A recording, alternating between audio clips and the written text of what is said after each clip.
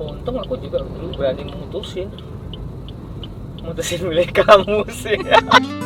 Kalau memang cinta, beri keputusan agar aku dapat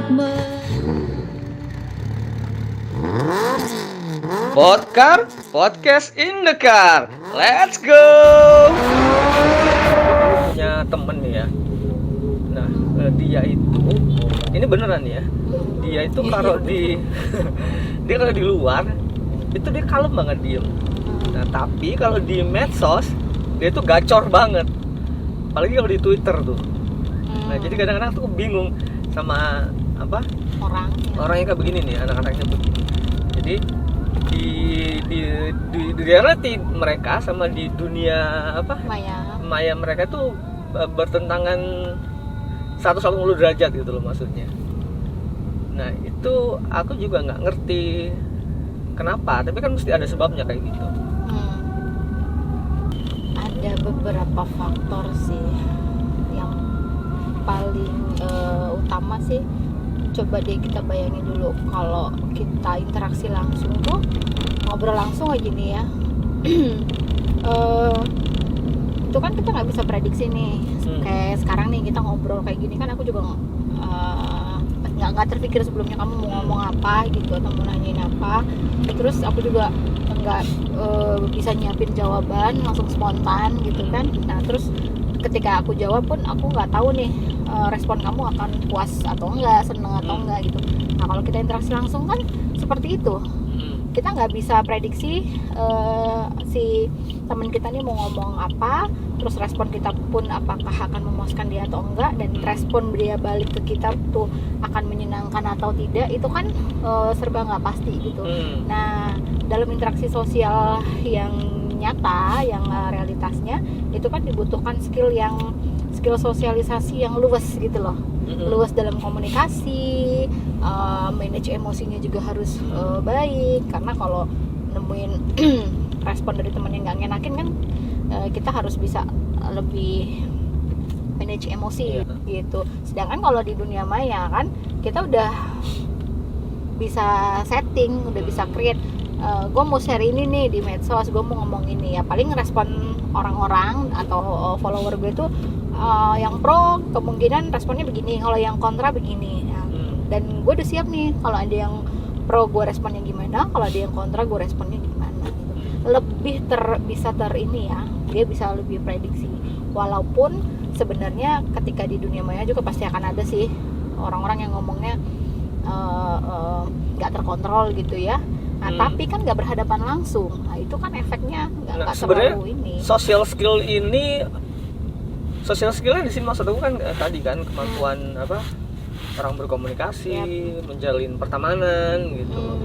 Nah, ini ya karena kan kalau di dunia maya itu kadang kita kan nggak tahu orangnya, yang kamu bilang tadi kita bisa setting dulu nih gitu. Betul. Nah, ini aku agak iya memang agak bingung dengan situasi ini, karena aku nemuin beberapa case. Kadang-kadang orang yang cenderung diam itu sebenarnya malah nyimpen sesuatu yang kadang-kadang unpredicted gitu loh, yang boom, beneran nih anak ini kayak begini nih yang gitu. Seolah-olah di medsosnya kalem gitu ya. Enggak Tahu-tahu ini nih ya, kadang-kadang orang bukan medsos nih, tapi di dunia nyatanya nih, di dunia realnya tuh misalnya diem banget anaknya. Tapi yang aku bilang tadi nih, medsosnya gacor lah ini itu. Nah, di realnya kadang-kadang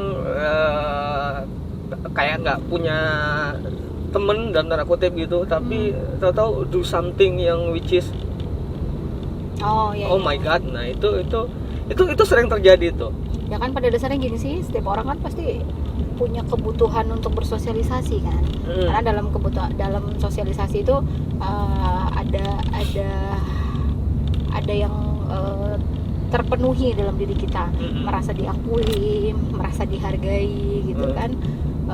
Nah, kalau misalnya itu kita nggak dapet dalam konteks interaksi langsung, ya, interaksi yang nyata gitu, kan perasaan atau kebutuhan akan pengakuan, kebutuhan akan eksistensi diri lah ya. diri itu nggak dapet. Akhirnya kan kompensasinya mencari dalam bentuk yang lain, salah satunya ya di medsos itu. Which is kadang-kadang kalau si anak itu karena dia nggak punya anyone lah ya, kalau dia nggak punya kemampuan memanage diri yang baik, ya kadang-kadang tweet gitu, jadi bahaya juga gitu loh. Karena ya kadang orang bisa yang kita bilang tadi, kamu bilang tadi, eksistensi diri, pengakuan dan sebagainya, ketika itu dibutuhkan tapi nggak didapat, which is dia kemudian dapetin dari sosial media yang orang lain nggak tahu, iya nggak sih? Itu ya bisa bahaya, bener nggak? Iya. Artinya kan penting banget ya. Karena kalau dia mencari pengakuan atau eksistensi dirinya itu dalam dunia maya ini kan kita nggak bisa tahu, nggak bisa predik orang mana yang berniat baik, orang mana yang berniat jahat gitu. Dan harus diingat juga predator di dunia maya itu kan mereka pinter banget ngelihat anak-anak atau remaja yang seperti apa yang mudah untuk mereka perdayai gitu loh. Mostly kan mereka akan cari lihat anak-anak yang memang tampak sosial skillnya nggak baik, menyendiri gitu ya. Itu terlihat dari sharean mereka di medsos, dari foto-fotonya, caption-captionnya gitu. Nah ini buat disanjung dikit deh anak-anak yang seperti itu, di DM atau dikirim personal message gitu, disanjung, dipuji, itu udah gampang banget melambung, udah dirangkul sama. Karena gini nih, kenapa aku bilang kadang-kadang apa ya, pengakuan itu kan penting banget gitu, mencari eksistensi diri itu kan juga penting gitu kan ya. Nah tapi kadang-kadang sayangnya nih sekarang nih banyak, ini kalau kita ngomongin dunia remaja lah ya, kalau ngomongin dunia remaja kadang-kadang sayangnya dari orang tua nih, dari orang tua itu kadang-kadang pengakuan tuh didapat kalau prestasi yang didapat itu prestasi di bidang akademik, misalnya juara kelas dan lain sebagainya, itu bisa jadi pengakuan yang absolut lah ya. Nah tapi kalau dia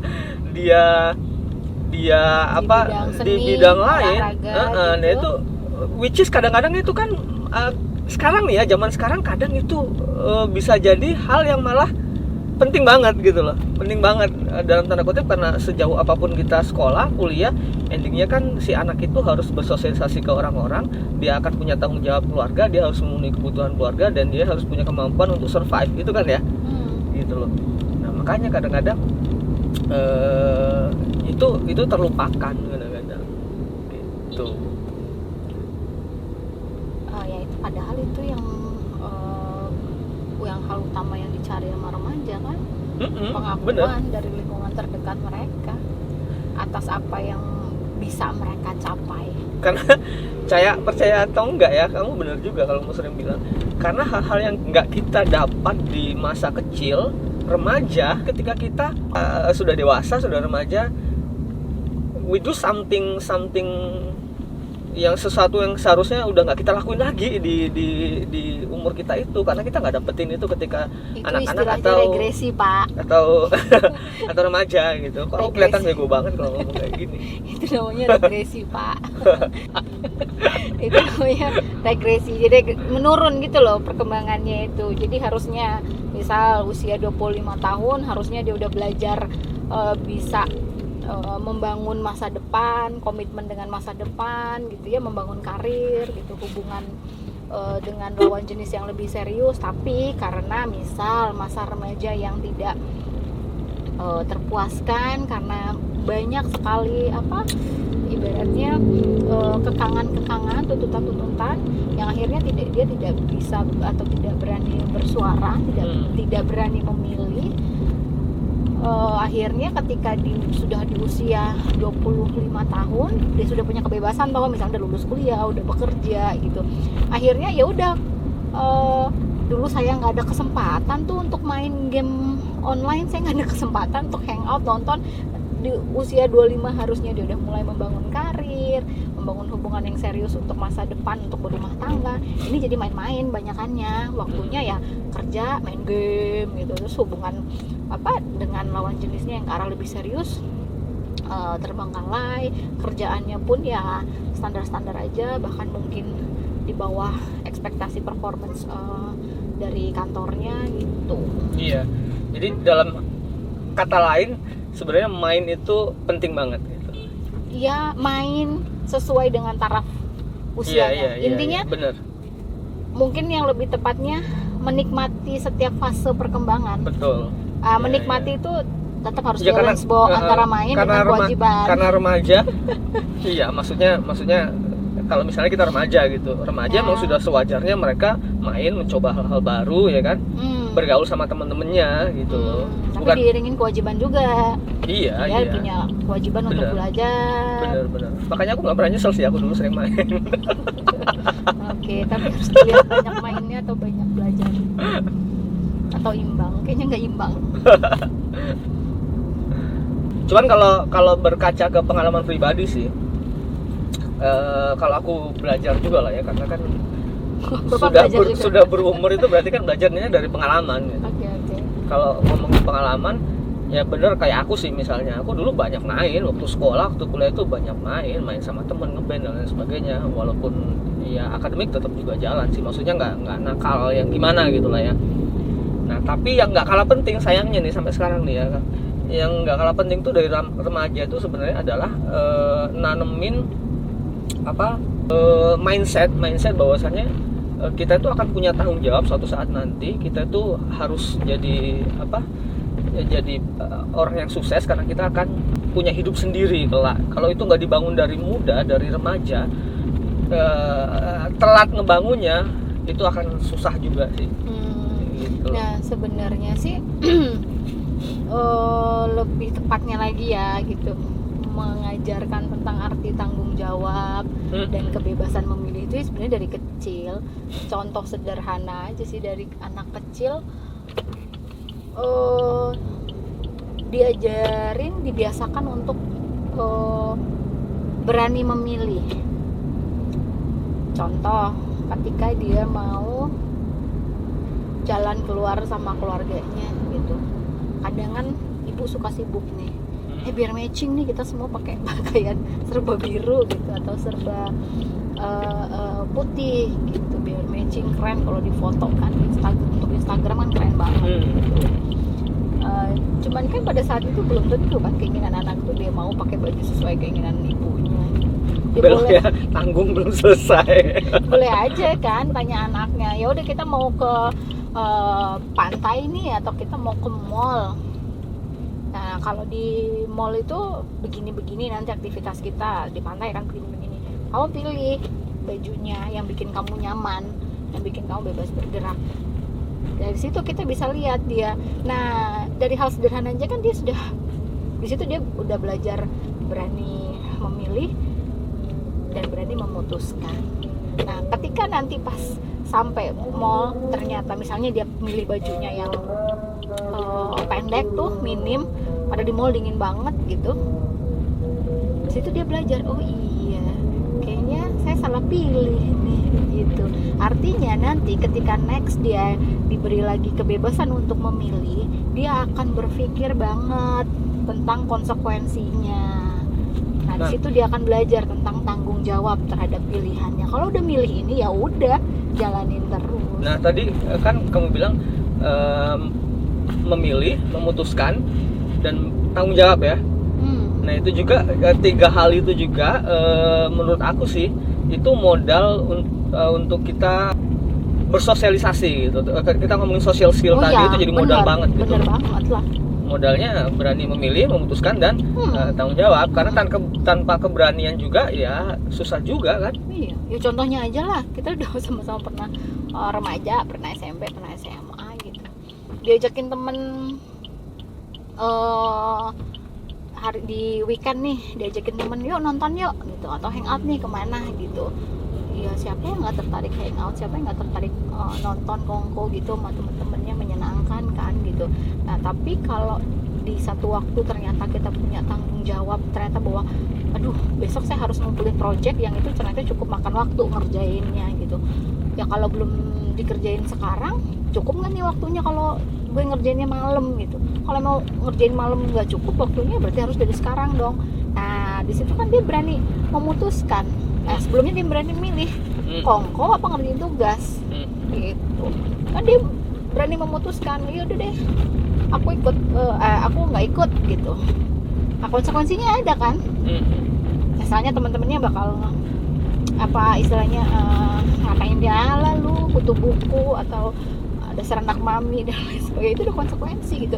Ya udah kita terima aja gitu dan kita lakuin apa yang emang udah jadi pilihan kita.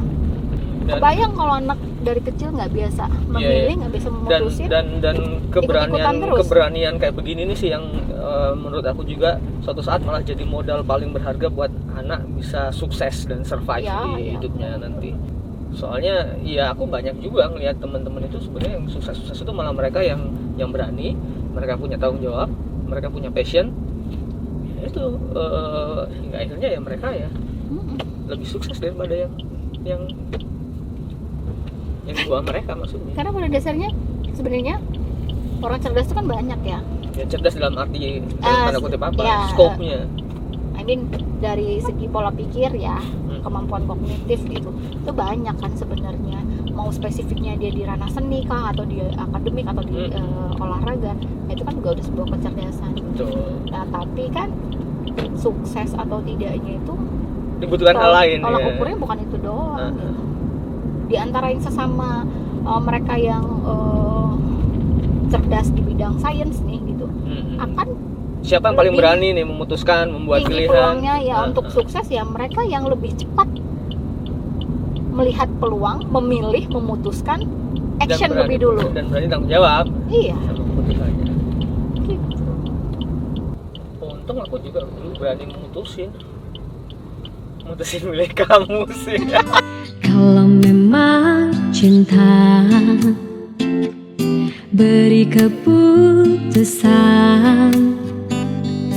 agar aku dapat mengungkapkan isi hatiku.